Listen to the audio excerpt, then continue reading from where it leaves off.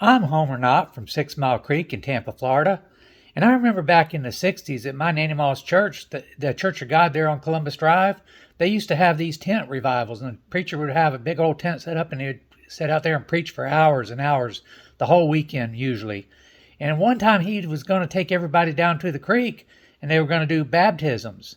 And so all the men of the church got out there and made sure there was no alligators, got rid of them all.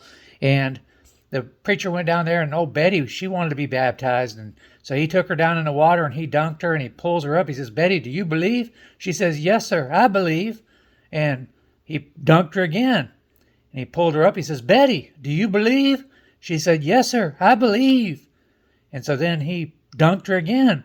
And he pulled her up. He says, "Betty, do you believe?" She said, "Yes, sir, I believe." He says, "What do you believe?" She says, "I believe you trying to drown me."